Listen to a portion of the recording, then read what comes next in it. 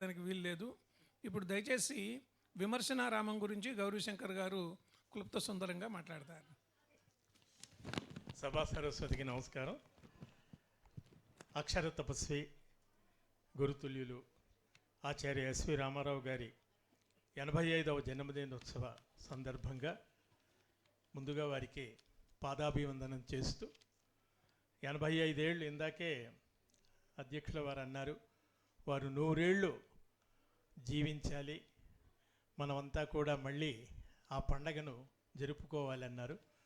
అది ఆకాంక్షిస్తూ సభలో ఈనాడు ముఖ్య అతిథిగా ఉన్నటువంటి వారు తెలుగు సాహితీ క్షేత్రంలో శిఖరాయమానంగా ఉన్న ఆచార్య కొలకలూరి ఈనాగ్ గారు, మరి నిరంతరం సాహితీ సృజన చేస్తూ ఉన్నటువంటి డాక్టర్ ఆర్ రేవూరి అనంత పద్మనాభరావు గారు సభాధ్యక్షులుగా ఉన్నారు. విశిష్ట అతిథిగా సురవరం ప్రతాపరెడ్డి తెలుగు విశ్వవిద్యాలయం ఉపాధ్యక్షులుగా ప్రబంధ పరమేశ్వరుడని ఎర్రన్నని అంటాం, కానీ ఆయన ఎప్పుడు కూడా నేను పరిశోధనా పరమేశ్వరుడు అంటూ ఉంటాను. ఆయన నిరంతరం పరిశోధన చేస్తూ ఉంటారు.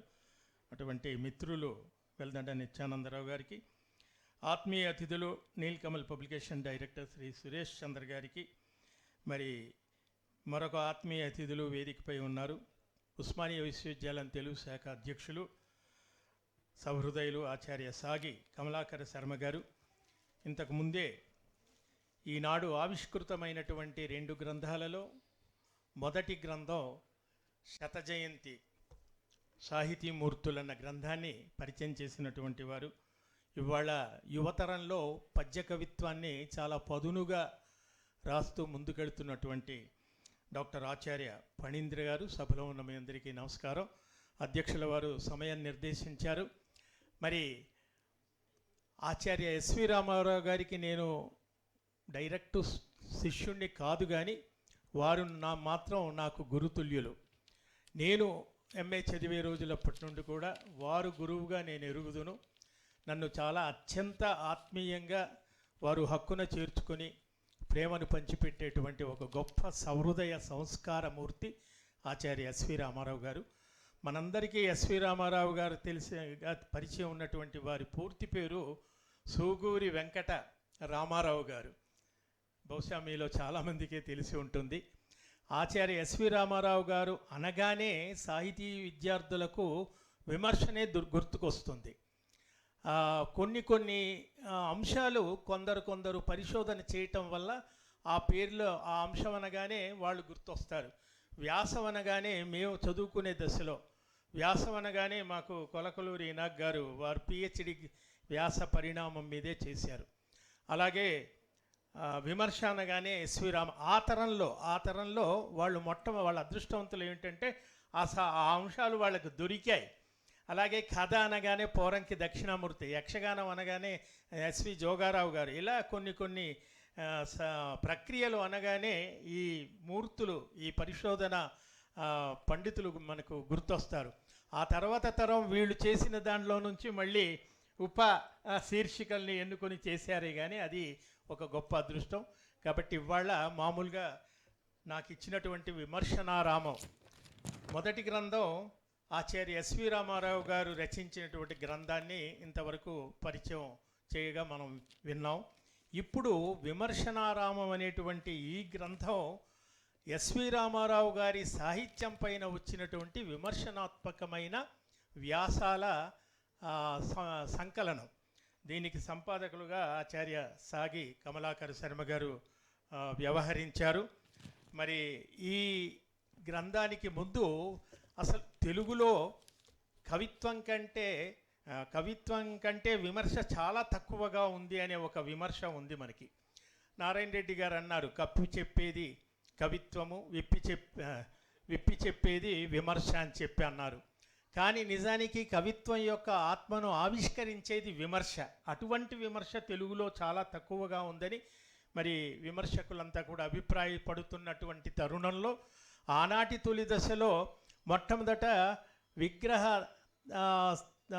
తంత్ర పైన కందుకూరి వీరేశలింగం గారు చేసినటువంటి విగ్రహతంత్ర విమర్శనం అనేది తెలుగులో తొలి విమర్శ గ్రంథంగా పరిశోధకులు చెప్తారు.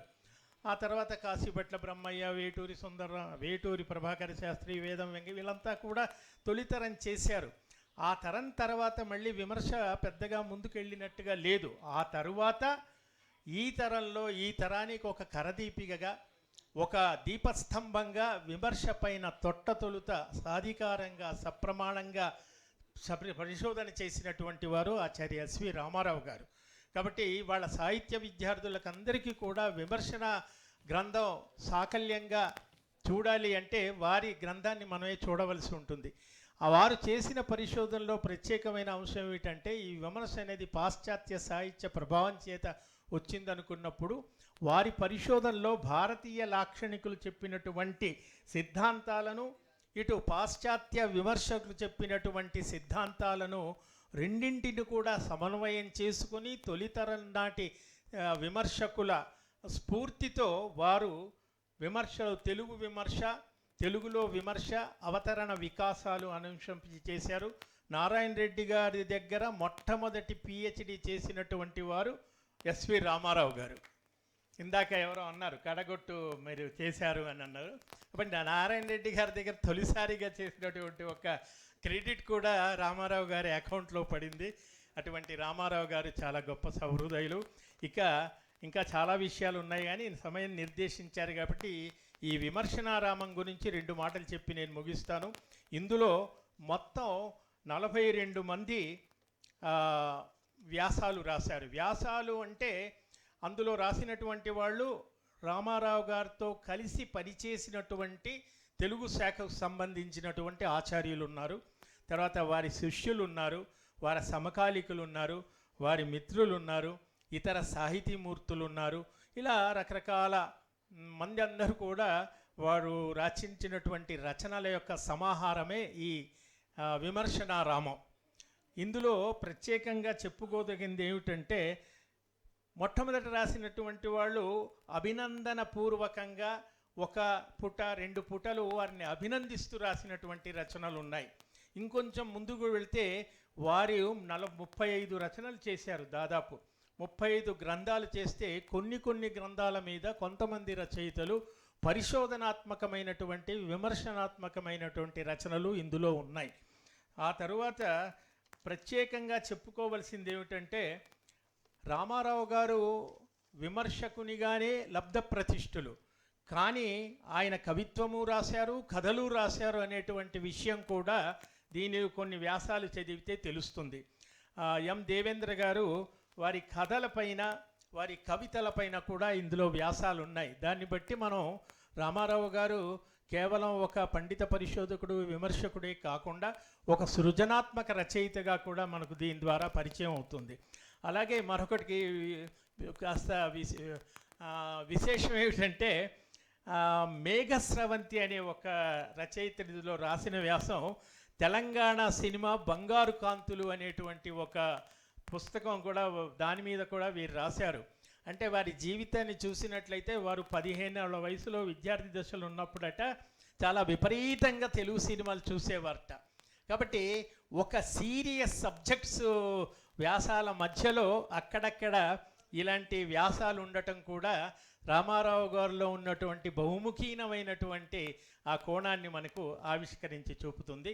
అటువంటి ఒక మంచి పుస్తకాన్ని, ఒక వారిపైన విమర్శనాత్మకమైనటువంటి గ్రంథం రావటం అనేది ఈనాటి సాహితీ విద్యార్థులకు ఒక మార్గదర్శనం చేసేటువంటి విషయం. ముఖ్యంగా రామారావు గారిలో ఉన్న ప్రత్యేకత ఏమిటంటే తెలంగాణకు సంబంధించినంత వరకు, తెలంగాణ ఉద్యమం తర్వాతనండి, తెలంగాణ ఆవిర్భావం తర్వాతనండి, ఆయన తెలంగాణ మీద ఎక్కువగా కాన్సన్ట్రేట్ చేసి ఒక పుస్తకంలో ఆయన తెలంగాణ తొలి కావ్యం, తెలంగాణలో తొలి శాసనం, తెలంగాణలో తొలి అని అన్నీ తెలంగాణ పైన రాసినటువంటి ఒక గ్రంథం ఆయనకి చాలా విశేషమైనటువంటి కీర్తిని తెచ్చిపెట్టింది. అది తెలంగాణ సాహిత్య చరిత్ర అంటూ 24 ప్రక్రియల పైన ఇది మొట్టమొదటి తెలంగాణలో జరిగింది, ఇది మొట్టమొదటి అలా 24 ప్రక్రియలను పరిశోధన చేశారు. చివరిగా చెప్పేది ఏమిటంటే అంత వయోభారంతో ఆయన జీవితంలో ఒక విషాదమైనటువంటి సంఘటన జరిగింది, అందరికీ తెలుసు.